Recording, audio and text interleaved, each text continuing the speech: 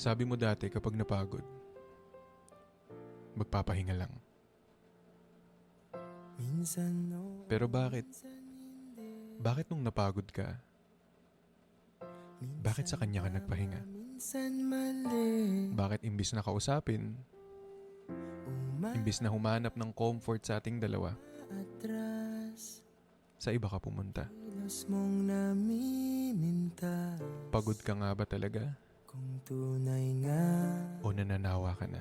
pag-ibig mo, Sana sinabi mo na lang. Para at least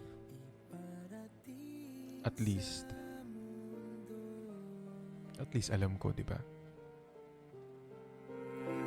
tumingin sa aking mata,